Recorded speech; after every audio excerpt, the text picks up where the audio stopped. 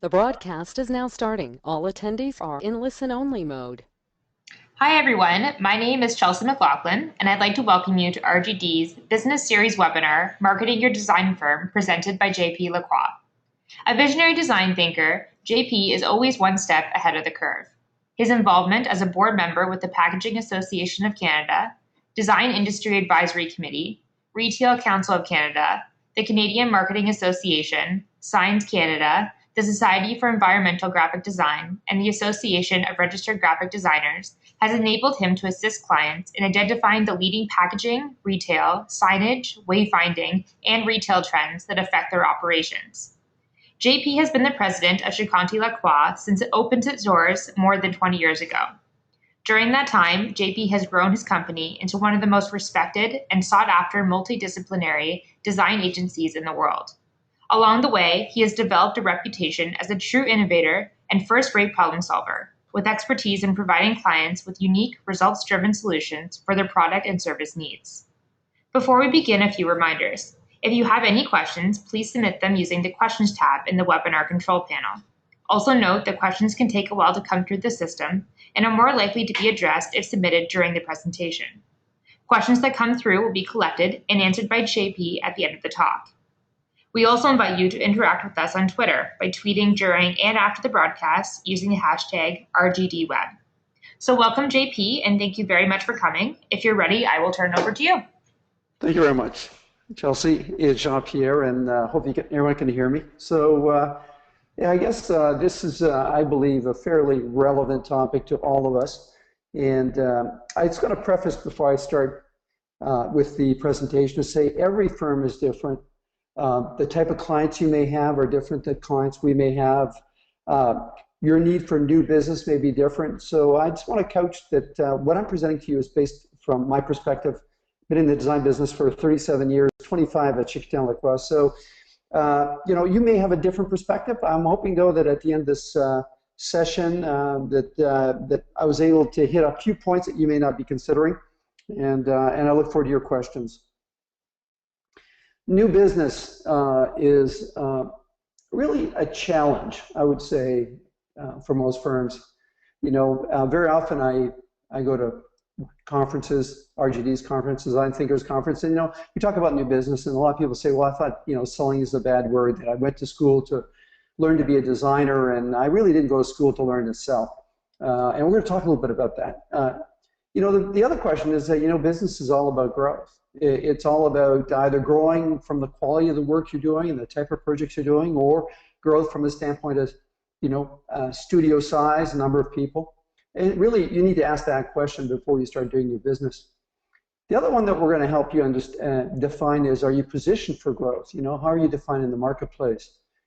Do you have the right process and tools? We're going to spend a lot of time on this. And, culturally within your organization, do you have what it takes to win, to grow the business?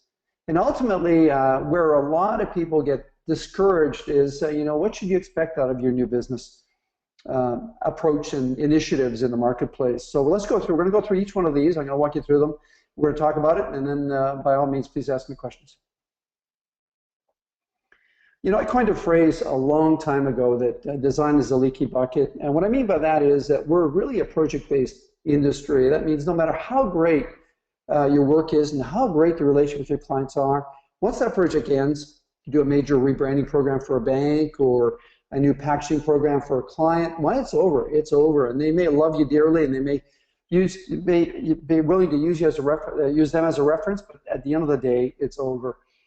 And so we really need to understand that we need to constantly be looking for new business. And here's some quotes that people have said: I don't need to grow. I've had situations where people have said, really, do we really need to grow? It ended up, and that's a fair question. But here I'll give you an insight. If you are not growing, you're on your way of dying. There's no midpoint of staying stagnant. You're either growing, either through quality of the work, the type of clients you have, or actually you're going out of business. And a great friend of mine, Peter Dixon, once said to me, who used to be at Lippincott Mercer, that most design firms are 6 months on the fringe of going out of business. And he was really talking to the fact that new business is a critical part of sustaining your competitive advantage, but also growing and being viable in the marketplace. So why is that so important? Why is leaky bucket such a big issue? Well, typically if you look at your revenue source, you'll probably note, and this is a good exercise you should do. You should take a look at your revenue source and find out how much of your business is recurring and how much of it drops off because it's project-based. On average, 15% of business is non-reoccurring. Doesn't mean the client's not reoccurring. It just means that that project is now over, and the cycle of a new project may be 6 or 8 months or a year down the road. 20 to 30% new business is required to just keep on growing at a 10% rate. So if you're looking at 15 to 20% of your business dropping off every year, you're going to need 20 to 30% to maintain a 5 to 10% growth curve.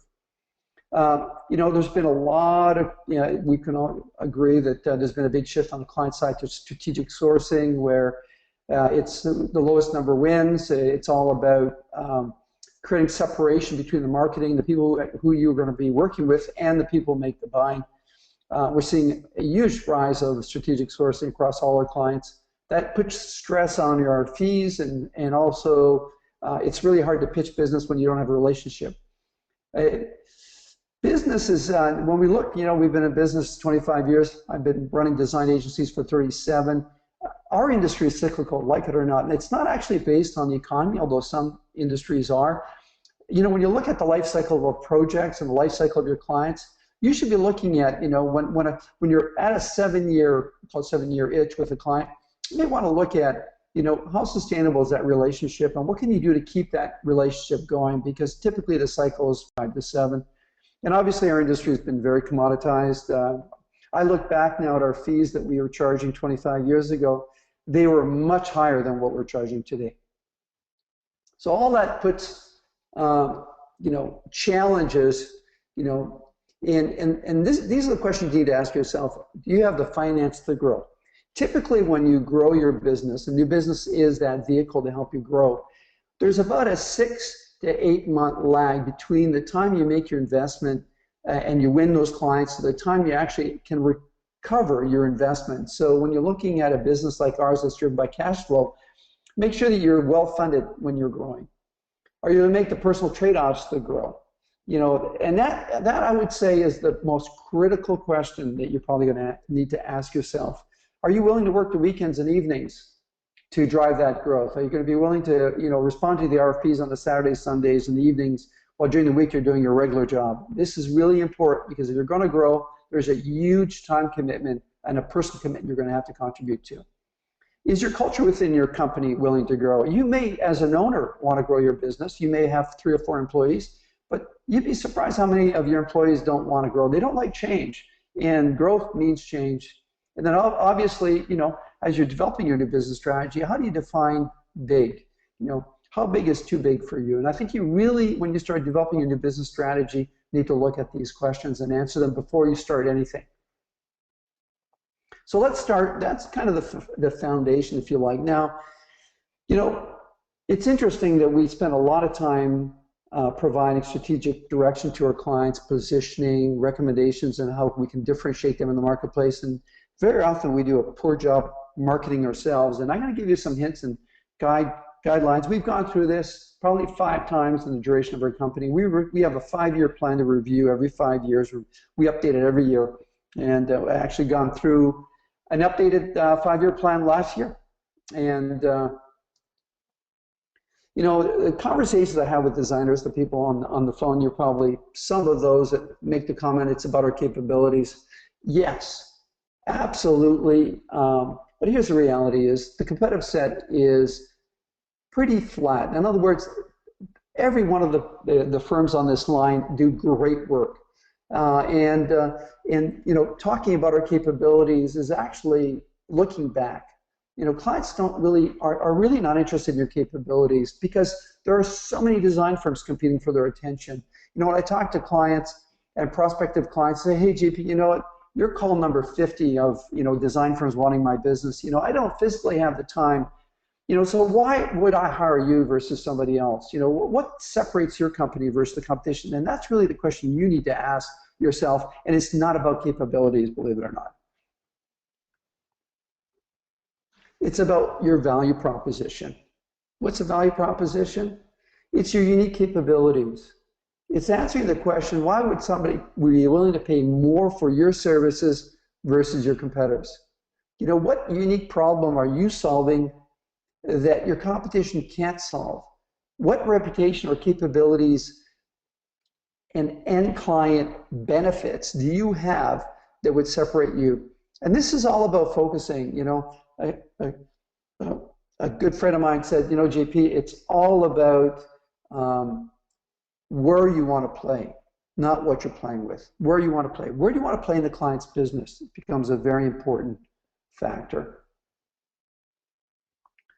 So for us, a year ago, we said, you know, we invented the blink factor. We trademarked it 25 years ago when stores had 20,000 products. We said, hey, we own that instant connection with the consumer at the moment of purchase. And so we just brought clarity.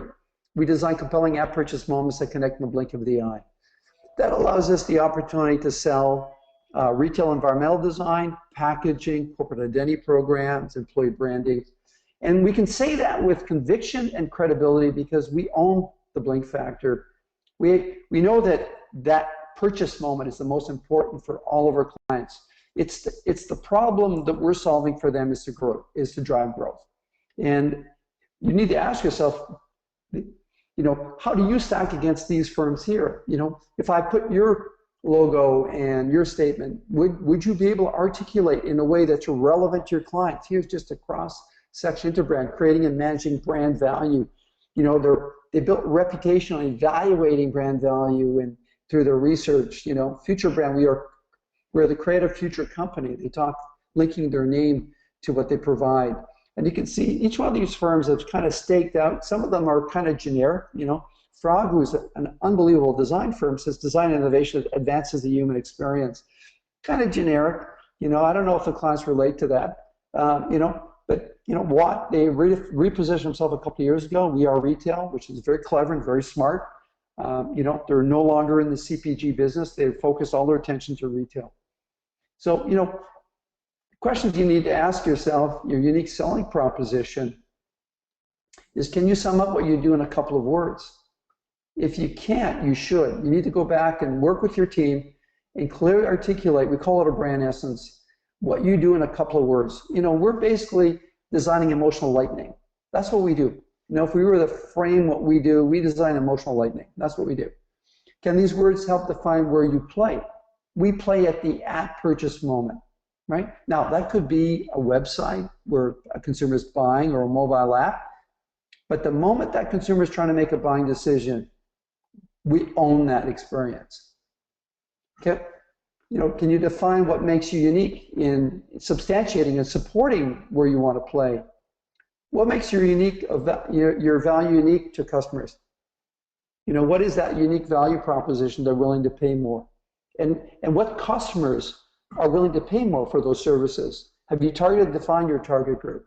You know, very important questions. You know, before you embark on a new business initiative, I think it's really, I know it's critical that you answer these questions. Spend a lot of time reviewing these and bouncing them off your clients and understanding what resonates with them, your prospective clients, your suppliers.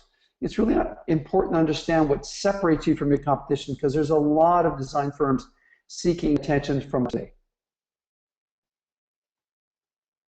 So once you've got that unique value proposition, your brand, what do you do with it?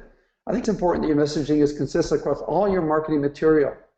You know, you typically as an organization, design firms do gap analysis, you know, communication audits. You should do that on yourself. And where are the gaps in your communication that are not linking to your brand essence, your point of difference in the marketplace? Do you have a tagline? You know, we had a lot of discussion whenever I talk to design firms, say, oh, tagline, that sounds like an advertising. Tagline isn't about advertising. It's not about marketing. It's about alignment. It's about allowing your entire organization to align to a single idea. And it's a reminder of that single idea on everything you do. Our tagline is think, blink. Simple, think, blink. Everything we do is about think, blink. Is your value proposition relevant to your customers? Again, you may have a value proposition that sounds great, excuse me, you know, award-winning design firm. Does a client really care about award-winning design firm, or do they care about a firm that's going to solve this specific challenge they have? Do you have an elevator pitch that all of your individuals in your company, it's a two-liner that can succinctly communicate what separates you from your competition and makes you unique in the marketplace? And have you taken all that and integrated it in all your messaging?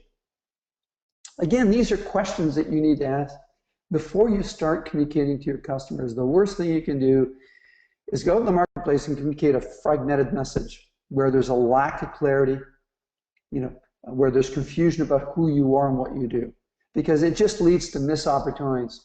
Things like, oh, I didn't know you were in that business. We were looking for a design firm to provide these services. I didn't realize you provided those, or I didn't know you were an expert in this area. So those are things that you need to effectively answer before you start on your new business execution, which leads to creating demand and awareness. This section is all about discipline. This is a very painful section, and some of you on the phone, listening to this presentation are saying, oh, yeah, great, JP, you staff of 55, large firm, you've been large for a long time. You need to understand that 5 years ago, for the last 20 years, it was only 5 years ago that we hired new business people. That before that, everything we did, I led the charge. And so this excuse of I don't have the time or resources is nothing but just that, an excuse. And I think it's really important to understand the importance of new business. It is the lifeblood of your business. A lot of firms, I talk to them, they say, I don't have a new business plan. I don't have objectives. I didn't define my target market. I can't articulate what makes me unique. I haven't identified, my ideal clients and how I'm going to generate revenue from them.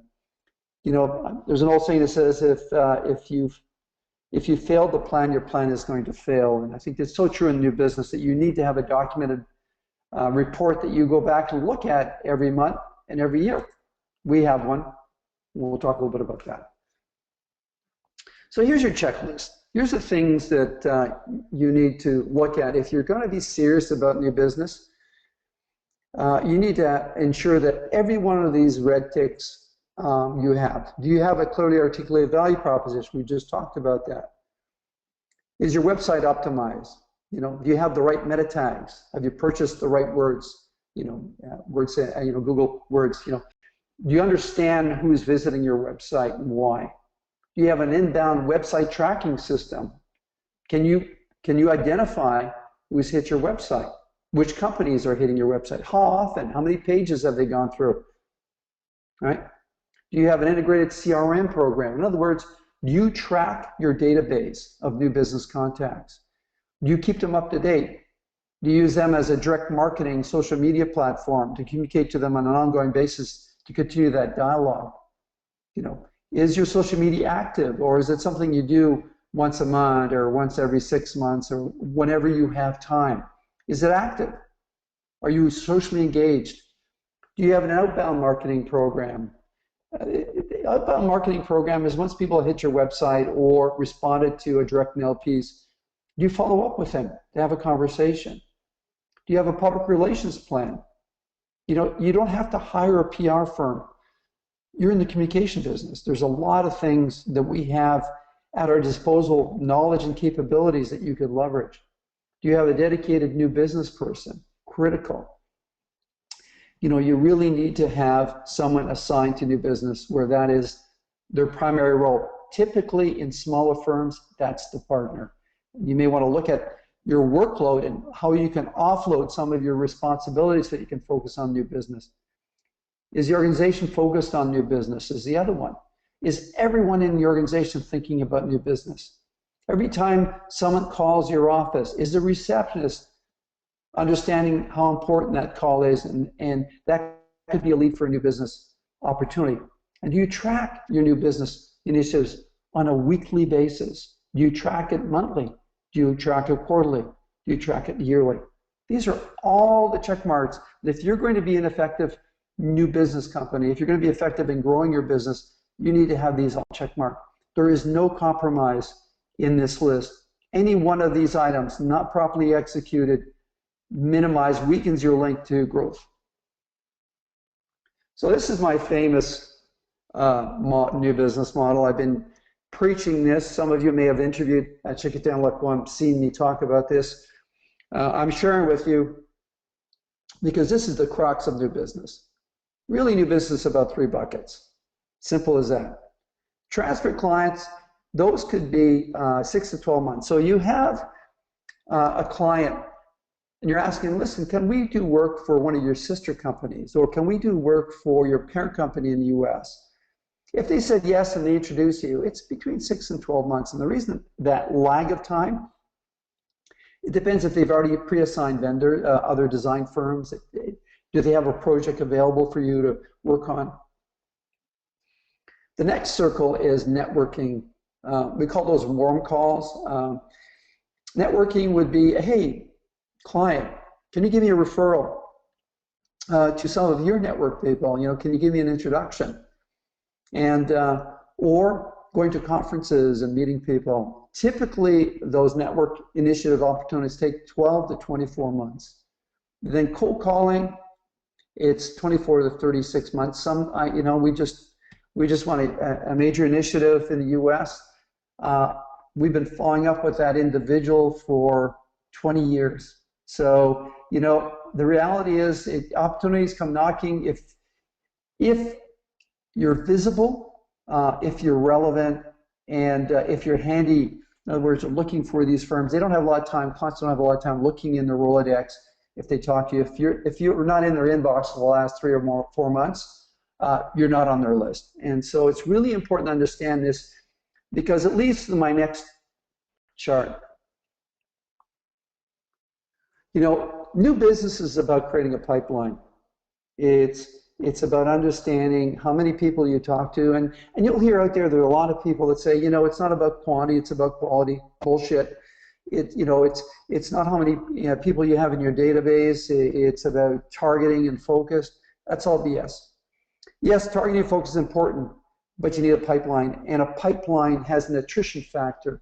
So this is based on 25 years. So outbound networking, which is giving people calls, you know, they hit your website, or you read an article on the company, they're going through a transformation. There's some great tools. The last slide of this presentation will show you some of these tools. The chance of you winning a piece of business on that outbound marketing is about 1%. 1%. The next one is presentation, 10 to 30%. That's if you're invited to present, your chances of winning that presentation is 10 to 30%. Once you've written the proposal, depending on the number of candidates pitching that proposal, the proposals, you've already had a face-to-face presentation, your chances go much higher, 40 to 55% chance of winning. And that leads to wins. Our general wins when we do all of those things about 30%. So when you aggregate all those things, you need a lot of networking. You need a lot of visibility in the marketplace if you're going to continue to win business, because it'll come from places where you didn't think they were going to come from. People that you're talking to that are part of your mailing list will refer an article that you sent to them to a colleague, and it's that colleague that's not on your list that's going to be giving you a call. So it's very important to understand this pipeline. It's also important to understand that the closer you are in an in-person presentation, the higher the chances of you winning the business. The less interaction you have with those individuals, the fewer chances you have of winning that business. So the game of new business is moving from an impersonal relationship to an in-person relationship every time. Here's another map that I'd like to share with you. This map really talks about where you need to invest your money. There are really 2 initiatives you need to look at. There's what I call sustaining activities, cold and networking drivers. And then there's driving activities, which are networking and transfer business. So those 3 circles you saw, this is how you sustain those. So inbound marketing is people hitting your website. It's also about public relations, RFP, social media, online media. There's a list of activities. We're going to go through some of these in greater detail in the next couple of slides. I think what's important is 60% of your initiative and time minimum 60% needs to be on outbound marketing. We tend to gravitate to the inbound because that's the easiest thing to do. Social media, responding to RFPs, doing a bit of PR, you're managing your website. Those are easy things because you control them. You really don't have a lot of contact points. You're actually not calling to ask for the business. You're managing things, you're implementing things. The tough part, again, remember my model, where the closer you get to an in-person presentation, the higher the odds of winning the business is in your outbound marketing. And this is where most design firms fail miserably. And that's where you spend the least of your amount of your time, and that's where you need to spend the most. And that's attending conferences, both as speakers and speaking. It's asking referrals from all your clients. It's warm calls. In other words, it's leveraging the video webinars and the publication articles and the LinkedIn and the awards, leveraging that to have warm conversation with potential clients. And it's also about ongoing awareness and visibility to emails of relevant information. Sending emails about wanting their business, they go in the trash. Emails have to be relevant to what your clients need. So let's go look at some of these. So let's look at online. Obviously the site needs to be SEO optimized. There's all kinds of great tools. You should obviously look at Google Analytics and look at how you track, and you should compare your tracking of your website versus your competition to see how you rank. How many referring sites and fresh content do you have on your site? Google looks at that with a critical eye. How many of those referring sites are real sites, not some of that stuff that you buy for $300 that Google has already figured out that that's not true referral sites.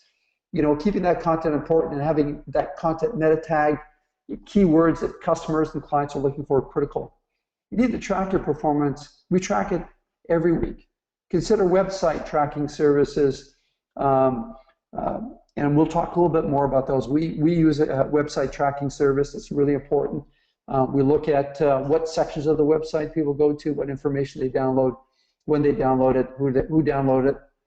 You should get your visitors to register their email address so that you can start building, especially in Canada now with the Castle law.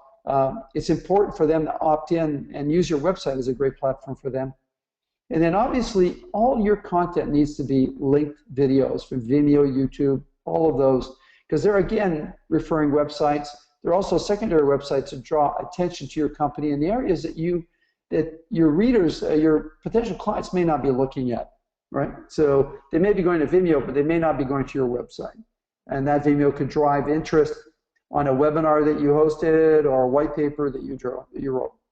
SlideShare is another great tool. Social media, we all do it, but I think the illness in our industry is that we're not consistent. We go to it once in a while, we blog once in a while, and if we do blog or post social media content, a lot of it's about the trip we're taking on our holidays versus it being content relevant to our clients. You need to keep that content fresh, and you need to have a pool of resources within an organization and maybe friends and colleagues, even maybe clients that will help you keep that content relevant. You need to actively post on other people's posts. So on LinkedIn, when you join those groups, are you responding to their comments? Are you adding comments? And are you going to these sites where your clients are going? It's great, to be on sites where it's all about the creative industry, but if your clients are not going to those sites, you're taking all that energy and focusing in the wrong places. LinkedIn is one of the great tools we enjoy. It's a great place to hire people. It's a great place to post comments, to join groups, to follow. It also has outbound in-mail tools. If you're not getting the attention of, especially in Canada now, you can't solicit new business via emails. This is a great tool to bring the attention your firm to LinkedIn members. They have the largest group of members within the business community. Obviously, Facebook has the largest, but not all of them are business people. And then obviously we use tools like Hootsuite, which is an aggregator of social media where you can actually, I can post one comment across multiple groups and multiple platforms, from LinkedIn to Tweet to our own blog. And then Grapevine 6 is a great tool that you should take a look at. It's another Canadian firm. It's a startup that allows you a reminder. You get a reminder every day to send out tweets. RFPs. Excuse me. Oh boy, this is an interesting topic. We have, you know, I was gung-ho. I have to tell you, about 4 years ago, I was doing Merck's, Bidingo, Ariba, Alibaba, all of those great sites. And I found what a waste of time, absolute waste of time. Unless you know the individual that is initiating the RFP, unless you have the most outstanding, relevant, specific to their project, and unless you're the lowest bidder, you know, a lot of those RFP programs are not going to lead. For the amount of effort you put in, you're way better to participate to an invite-based RFP. What I mean by an invite-based RFP is that you're already registered at a client's procurement department as a viable vendor or design firm. And they will do, you know, every 3 or 4 years, they'll do an RFP to review all their vendors, all their design firms. And you'll be invited to participate. They already have a lot of information on you. You would probably have had ongoing conversations with these individuals if you've done your job properly with your CRM strategy. Those tend to yield a much higher rate of success. Again, you need to register with HD search firms. If you go to Google, do HD search firms, you'll see there's quite a few. Some do charge for you to post your information, some don't. And then you should go to your clients and potential clients. Most of them have a procurement department where you need to pre-register in order to be considered for an RFP. You know, I've just said, you know, RFPs, typically, you know, I hate to say this, but most RFPs, they already have a short list of people they would like to work with. But if it's a, you know, publicly funded program or it's a public company, you know, through the scrutiny, they have to offer the RFP to a wide range of individuals. And that doesn't mean you're going to win it. And then finally, this is really important. You may have a template for how you write proposals. You do need to follow the RFP request to the letter. We have lost many RFPs when we started doing RFPs, digital RFPs, because we didn't have the exact sections in the right place. So it's really important to understand that when they do an RFP, that the way they request the information is how you need to respond to them. Video webinars, we have a thing called Design Lounge. I started that now 5 years ago. And for the first 3 years, I did it myself. And now we have a team that helps me support that. Videos are very powerful tools. And so is presentations and SlideShare. SlideShare is a fantastic platform. It gives you get an email every month. It identifies how many downloads of your presentation were done, which ones are ranking the highest.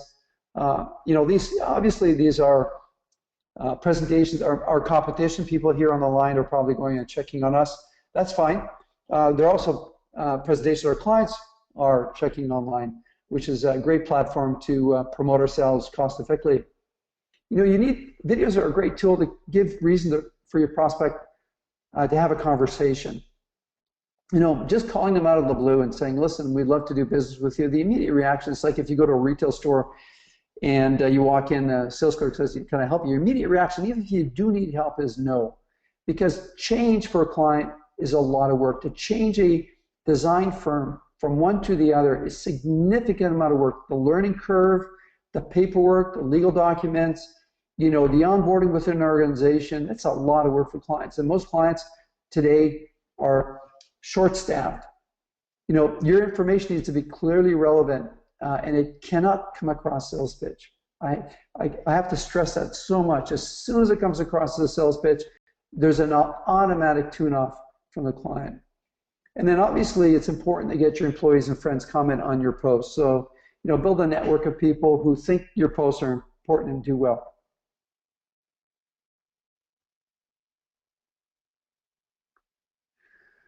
PR, you know, I think, listen, there's nothing wrong in winning design awards. It is one of the great tools. That's why we rank it high on that list of activities. You know, it brings exposure to your company. It highlights the creativity in your company. It's a silent salesperson for you. Absolutely enter awards, but make sure the quality of the work is great, that what you're showcasing you're going to be proud of. You need to leverage white papers. I don't know how many of you have white papers. It's mandatory for everyone in the account team in our company to write white papers. We write about 50 of them, 25, 30 to 50 a year, either from tool books, guides to white papers. And then get publications. We have 8 or 9 different publications that we write columns for. Pick the column publication that talks to your core target group and write columns. You know, most media individuals have downsized their journalism department, and they're always on the hunt for great content, great articles, but it has to be relevant. Talking about the last project you worked on isn't relevant. Talking about a deep customer need that you've met and a trend in the marketplace is something relevant. You know, become an expert advisor to the media. So as you build your column, you know, get the media to be calling you and asking questions about your sector. Enter key awards. We talked about in the judge learn process criteria. You know, judging is a lot of work. I participate twice, sometimes 3 times a year in judging. And it's important because you can get, it's a great platform to see what kind of work is being submitted in these design awards. It gives you a sense of what the competition is doing and how they're doing. It gives you a sense of what you should enter in future award programs. And obviously join association boards like the RGD and associations where your clients go to. The most important thing of all of this is you need to go where your clients are going. You need to put articles and information where your clients are. Outbound, there's all kinds of conferences that you should be attending. Make sure that the conferences your clients go to. There's free conferences. There's sponsorships where you need to buy an ad to public speak. And then there's speed dating. I'm sure you've all been approached by firms that speed date. Cautionary note, they do work, but you have to be extremely careful which firm you're dealing with. Make the calls, you know, leverage your CRM and make those calls. Make calls typically at 7:30, 8 o'clock in the morning. Ask clients for referrals and keep your contact database relevant on an ongoing basis. That's your lifeline. So moving on to that, you have what it takes. We talked a little bit about, are you committed to growth? Well, very often I'm too busy to do new business. I've even said that. You know, it's commitment. It's a huge personal commitment to do new business. So here's some questions you need to new business. First of all, new business is everyone's job in the company. It's not just a new business person. It's everyone's job. Putting together presentations, being part of a pitch team, looking at new business resources from a standpoint of outbound marketing. By the way, you can outsource outbound. I call it lead generating. You can outsource that service. There are some great firms out in the marketplace that can do that. You need to have a yearly plan. And then we meet every week on new business. You know, I always say what gets measured gets done, what gets rewarded gets repeated. It's really, really important that you measure your new business initiative, how much money you put against it, how successful it is. So people ask, new business reality is, I've been at it for 6 months and what gives? Nothing, I haven't got new business. Are so on to all these online RPs with no results? Not surprising. So what I'm going to share you next is a chart. Again, this is 25 years of tracking new business in our company. The green is, you know, percentage of wins, and the blue is percentage of effort. What you need to look at on this chart is where the green outperforms the blue, right? So online, in the last 4 major projects that we have, one of them came from our website. Strict website review. We're on the short list for a second one. If we win it, it'll come from this green bar. Will get even longer. Social media, you can see we don't get a lot of new business from social media, actually very little from social media, but you need to be there and be relevant. Online RFP, same thing. But you can see the difference between online RFP and invited RFP, significantly different. So just be careful where you spend your time. You know, articles in the media has driven a lot of new business for us. Less today than it was 5 years ago. With most firms are focusing their attention on media. Public speaking is another very effective, but it requires a lot of effort. Nowadays, you have to fund or sponsor your presentation. There's a lot of design firms all competing for presentations, so your presentation has to be knockout. Nowadays, most conferences are asking that the client and you co-present, that it's not just a design firm presenting, making it hard, because most clients don't have time to attend conferences. Awards is about equal. The amount of time you enter an award, the amount of results you get out of it. Direct marketing is more work than delivery, but it's, remember those three circles, it's filling that pipeline. Lead generation, which is hiring someone to call and respond to website visits, a lot more effort than return, but it's something you actually have to do. Webinars, same thing. Conferences are about equal. And referrals, your client referrals, look at the power of that. So invited RFPs, public speaking referrals are very, very powerful tools that you should be looking at. And maybe your businesses. So I'm just going to end here at this slide, and I'm going to ask Chelsea if she can open the lines for any questions. And what you see here are all the social platforms. This was a most recent release from one of our suppliers, RSW, and Mirren. Mirren is an online subscription-based new business service that you have great tips and advice on how to grow your business as a design firm or advertising agency. They have webinars. They have a yearly conference that's outstanding that would better help define, or build on what I'm presenting here. But I'll stop here and I'll ask Chelsea if she wants to open up the lines. We had quite a few number of questions come through, and the first one that came through, JP, is, did you ever fire a bad client? And if so, did you plan for it, i.e. find a replacement income beforehand or afterwards? Yeah, we've done it on 2 occasions, and no, I didn't plan it. And one of them represented 30% of our business, and yeah, it was pretty scary, but we had to do it. You can't. We were losing this one of them. One of them, it was just culturally we were not a fit. But the other one, we were losing money on their business, and they were unwilling to allow us to make money. So we had to resign them because they were going to put us out of business. The next question that we had come through was, how did you start to market your company nationally and internationally? Well, in the old days, it was much harder because there was no social media. Today, we identify all the publications that our clients, our target group clients read, what social media groups they belong to, what conferences they attend, and we, we're there. We're there so that we can make in-person connections with these individuals. And that's how we grow internationally. That's how we've grown in the U.S. It's all about, at the end of the day, it's all about visibility, relevance, and obviously fit. And the fit is all about you and your personality and the personality of your company. But it's also visibility of being there at the right place at the right time with the right frame of mind. When clients attend conferences, they're a little more relaxed. They're there to network with their peers in the industry, but a little more predisposed to have during a presentation break, to have a conversation with you. Thank you. The next question was, which software do you use for inbound market tracking? And likewise, which CRM do you use?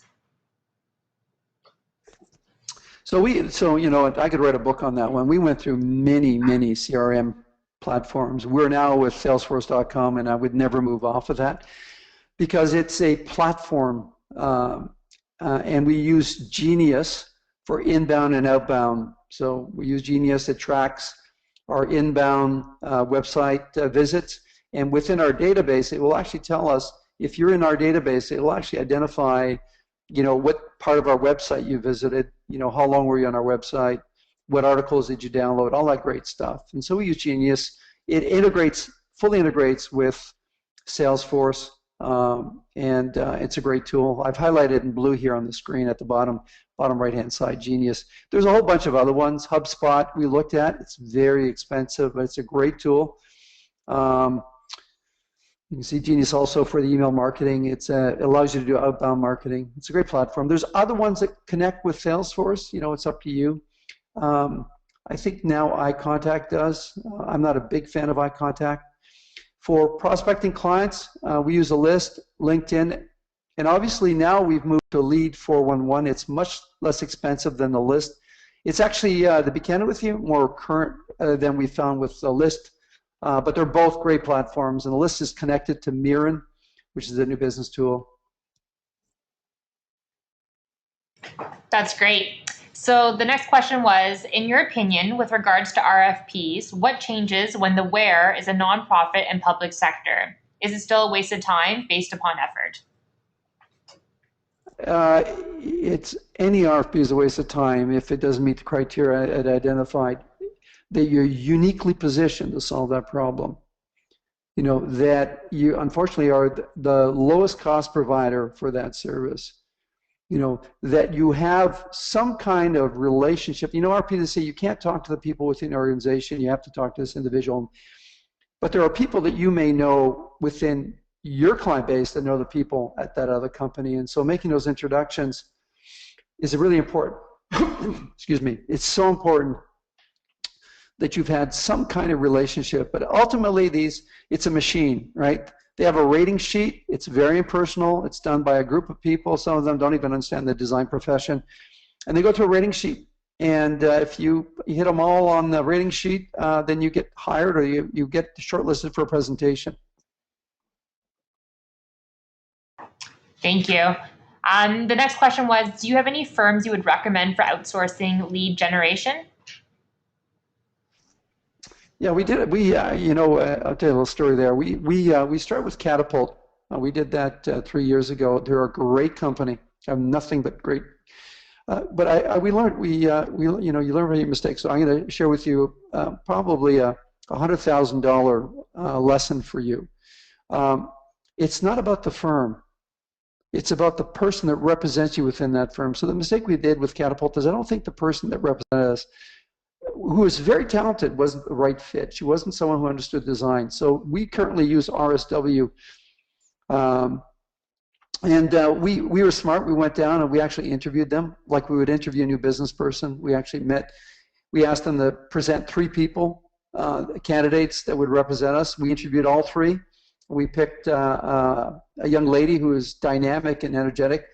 I have to tell you that we may not have won yet a piece of business, but we've done about 25 presentations. So, you know, but you know, they're not new business, you know, and if RSW is on the line, I apologize, but they're not new business people. They're lead generating, and they do a fantastic job of getting you in front of a client. What they can't do is write the proposal, and they can't put the presentation together, but they can definitely get you in the door. JP, can you give an example of direct marketing you would do? We do it every 2 weeks. Direct marketing would be, you know, there's the one that just came out. So there's if you go to SL Design Lounge, you'll see that we're hosting a webinar with the Canadian Venture Capitalist Association with Ellis Jacob, one of our clients. It's being hosted next week I think on Wednesday. So that goes out. It goes out to within our database. We have about 11,000 contacts in our database. It goes to the relevant individuals in our database, and so that's that or a white paper. You know, we've released a white paper or a toolkit. You know, how to write a design brief. Those things go out, but they go to the relevant audience. You know, there's no need talking about a package design briefing document. White paper to someone who doesn't do packaging, but it has to be content relevant to the client. It has nothing to do with you. It can't be about you. It's got to be 100% about your client and their needs. JP, how does your approach to direct marketing change in light of the new anti-spam email laws? Well, A couple of things you should be aware of. The Design Lounge is a non-for-profit. No, let me recorrect that. Design Lounge is a non-marketing thought leadership site. So we check with the lawyers. That site is exempt from the Castle law because we're not selling, we're providing information. But still then, we have submitted forms. There's an online form that you can register, and there's also an email blast that went out before July 1st. And we re-registered about 50% of our database. There's 50% that didn't re-register, and unfortunately, we're not going to be able to talk to them unless they come back to our website and re-register. And the last question that we had come through was, did you find success with LinkedIn groups? And if so, what determined if the groups were successful?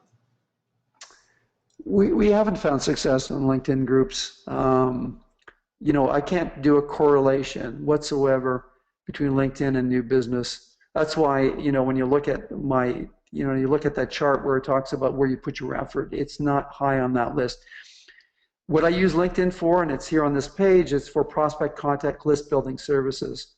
I use LinkedIn as a way of building my list. I use LinkedIn as another contact point. If I need an introduction, I may have a client on my LinkedIn network, and I notice that my client is connected to someone I want to talk to. I may ask my client for an introduction, which is an easier referral platform than asking my client to write a referral letter. So that's how I use LinkedIn, but I have to tell you, I have not equated ever LinkedIn network to new business results. Thank you very much. We just had one question about a clarification about what is white paper. If you want to know what a white paper is, go to www.sldesignlounge.com. There's a button at the top that says white paper, download one, read it.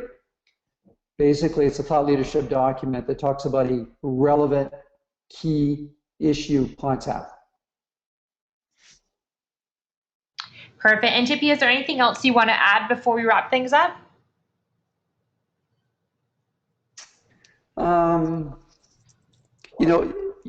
When I was asked to, RGD asked me to do this presentation, I was reluctant because what you're benefiting from is 37 years of really doing new business. That's my core passion is new business.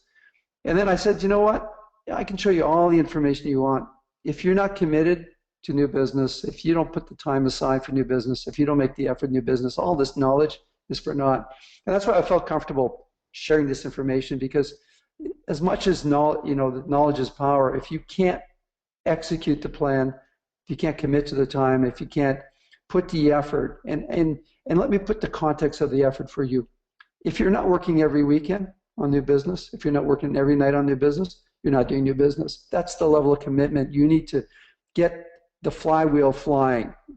You get the ball rolling. It takes a lot of energy to get that momentum going. Once the momentum is going, it's much easier to keep it going. But to get that flywheel flying, it takes an enormous commitment on your part to make it happen. It can't be a part-time job. And I would say most design firms, it's a part-time job. Well, thank you so much, JP, for hosting today's webinar and for sharing your tips and tricks on consistently growing a design-focused business. We really do appreciate you taking the time to present this content to us today. So thank you very much. Thank you. Have a nice day. Before we sign off, a quick reminder, RGD organizes regular free virtual events for our members. On Wednesday, July 23rd, Jeanette Hanna, the co-author of Iconica, A Field Guide to Canada's Brandscape, will host a webinar that provides orienteering tools for navigating changing climates of brand assignments. And on Wednesday, July 30th, Andy Epstein, the co-founder of InSource, will host a webinar on common difficulties in the relationships between in-house teams and their clients and discuss strategies and tactics to address those changes. We'd also like to remind you that every year, RGD invites submissions for the Social Good Design Awards. The deadline to submit graphic design projects done under the theme of Communication Design for Social Good is Friday, July 25th. Please visit rgd.ca for more information. This concludes today's webinar. Thank you all for your participation. Bye, Chelsea.